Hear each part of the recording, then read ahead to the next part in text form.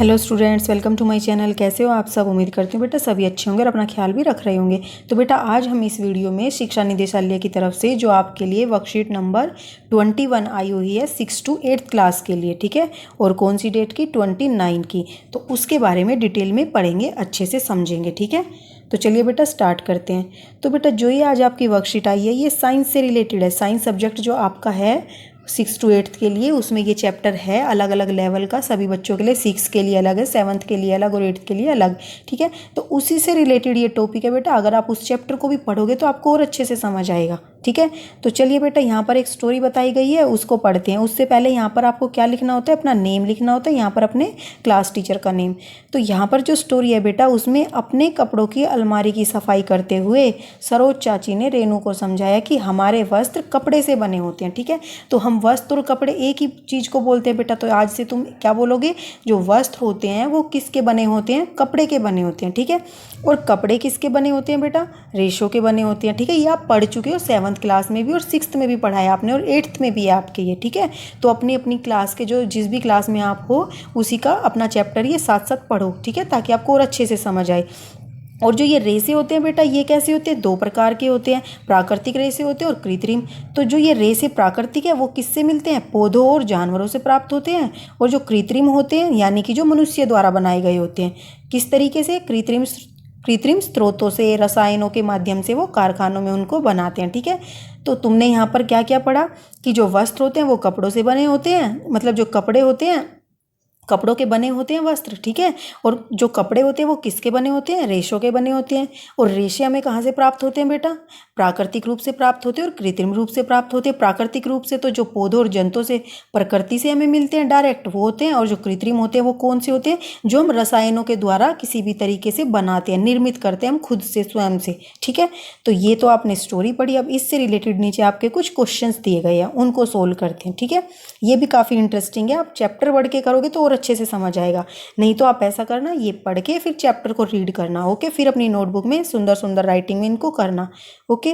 तो फर्स्ट जो बेटा क्या है, आप ये बॉक्स देख रहे हो, इस बॉक्स में आपको ये काफ़ी सारे दिखाया गया है कि इस बॉक्स में से क्या क्या चीज़ें निकली हैं। नायलॉन निकला है, प्लास्टिक निकली है, ऊन निकली है, जूट निकला है, रेशम निकला है और कपास। तो ये सारे प्राकृतिक और कृत्रिम रेशे हैं। इनमें से कुछ प्राकृतिक हैं और कुछ कृत्रिम है, ठीक है। तो वही आपको यहाँ पर फिल करना है, कौन सा कहाँ पर आएगा।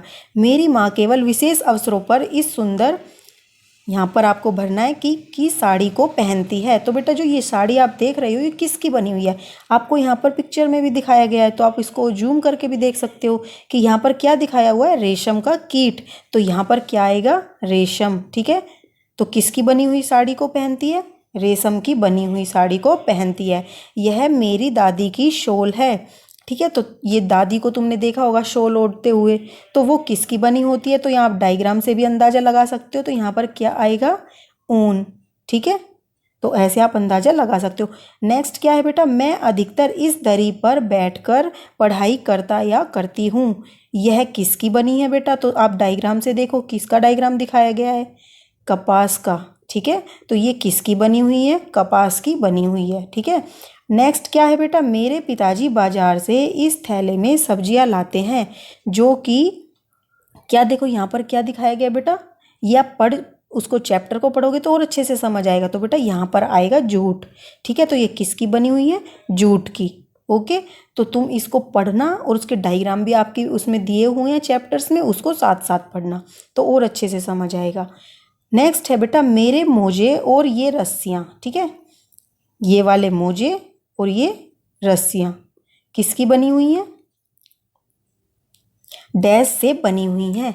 तो बेटा ये बनी हुई हैं नायलॉन से, ठीक है। नायलॉन से भी बनती हैं, ये ऊन से भी बनती हैं, ओके। जबकि यह कुर्सी जो है यह किससे बनी हुई है? तथा ये पानी की बोतलें, तो आप देख ही रहे हो इनको, तो आप आसानी से बता दोगे ये किससे बनी हुई हैं? प्लास्टिक से, ओके। तो ये प्लास्टिक से बनी हुई है। ये आपके खालिस्तान हो गए पूरे। अब सेकंड जो क्वेश्चन है बेटा उसमें क्या पूछा गया है? पहचानो मैं कौन हूँ। तो आपको ये बताना है कि वो कौन बोल रहा है, जानवर या फिर कोई पशु या प्रकृति से, कि जिसके द्वारा ये चीज़ें बनती है। ऊन मेरे बालों से प्राप्त होती है। तो ऊन किसके बालों से प्राप्त होती है? भेड़ के, ठीक है।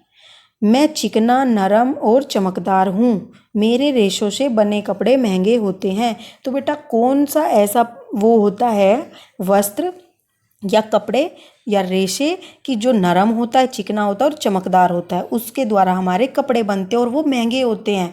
तो ऐसा कौन होता है? रेशम। ठीक है। मैं कारखानों में रसायनों के द्वारा निर्मित किया जाता हूँ। तो बेटा मैं रसायनों के द्वारा निर्मित किया जाता हूँ, इसका मतलब ये क्या है? कृत्रिम रेशा है। मैं पर्यावरण के लिए हानिकारक भी हूँ। तो बेटा ऐसा तो एक ही है, ठीक है, और लेकिन मनुष्यों के लिए उपयोगी भी हूँ, क्योंकि हम इसको डेली लाइफ में इतना प्रयोग करते हैं तो ये उपयोगी भी है। तो अब तो तुम समझ ही गए होंगे कि हम किसकी बात कर रहे हैं। ठीक है, तो ये क्या है? प्लास्टिक। अब नेक्स्ट क्वेश्चन क्या है बेटा? ऊन और कपास के रेशों से बने कोई 5 उपयोगी वस्तुओं की एक सूची बनाइए। तो ऊन से बने हुए और कपास के रेशों से बने हुए, तो बेटा कुछ तो आपको यहाँ दिए भी गए हैं, कुछ आपने दिमाग से भी सोच सकते हो। तो ऊन से कौन कौन से बने हुए हैं बेटा? ऊन से शॉल बना हुआ है, आपकी ये मोजे भी बनती हैं, ठीक है। और क्या क्या बनते हैं ऊन से? आपके स्वेटर हो गए, वो भी ऊन से बनते हैं, ठीक है। और क्या क्या बनता है? आप जो कैप ओढ़ते हो उनको टोपी भी बोलते हैं, ठीक है, टोपी बनती है ऊन से। तो ऐसे ही एक और आप अपना सभी अपने दिमाग से सोच के इसमें लिखोगे, ठीक है। अब कपास से क्या क्या बनता है बेटा? कपास से भी आप ऊपर पढ़ चुके हो। तो एक तो क्या थी कपास से? ये दरी थी। एक बेटा कपास से क्या होता है? साड़ियाँ भी बनती हैं, मतलब सूती के जो साड़ियाँ होती हैं वो भी, जो जो आप पहनते हो, कुर्ते हो गए, वो सब हो गए, ठीक है, वो सूती वस्त्र के अंदर आ जाएंगे। एक और बेटा अभी जो बीमारी चल रही है इसमें जो हम लगाते हैं, क्या लगाते हैं? मास्क, वो भी किसका बनता है? सूती कपड़े का बनता है। तो एक और ये भी लिख सकते हो आप, ठीक है। तो सूती कपड़ों के बेटा ये थैले भी बनते हैं। तो ऐसे ही अब एक बच गया, एक को आप अपने दिमाग से लिखोगे इसमें, ठीक है। तो कुछ आप अपने दिमाग से भी सोचो। किसी भी 3 हानिकारक प्लास्टिक की वस्तुओं के चित्र बनाइए जिनका प्रयोग हमें अपने दैनिक जीवन में नहीं करना चाहिए। तो बेटा सूती वस्त्र की प्लास्टिक की 3 वस्तुएं आपको ऐसी बनानी है। तो आप स्कूल में भी यूज करते थे जिनको ले जाते वक्त, कौन कौन सी हो सकती है बेटा? एक तो ये चेयर ही हो गई, ये तो आप लेके नहीं जाते थे, पर ये प्लास्टिक की है, देखा है आपने। ये बोटल्स हैं जो आप पानी की यूज करते हो। टिफ़िन बॉक्स हो गए, पेन हो गए आपके, ठीक है। आप अपने घर में भी देखो, इधर उधर नज़र घुमा के आपको और भी नई नई चीज़ें दिखेंगी। तो जिसका डायग्राम आप अच्छे से आसानी से बना सकते हो, वो तीनों का चित्र आपको बनाना है इसमें। तो इस तरीके से आपको ये अपनी पूरी वर्कशीट कंप्लीट करनी है, अच्छे से समझ के करनी है, ठीक है बेटा। ये जो वर्कशीट बनी हुई है ये आपको कुछ सिखाने के लिए बनी हुई है, तो इनसे आपको कुछ सीखना है, ओके। इनको अपना बर्डन नहीं समझना है। तो चलिए बेटा, आपको इसमें इतना ही था। हम जो नेक्स्ट की वर्कशीट होगी अपनी नेक्स्ट वीडियो में करेंगे। तो तब तक के लिए ऐसे ही हंसते रहिए, मुस्कुराते रहिए, पढ़ते रहिए और आगे बढ़ते रहिए। Thank you.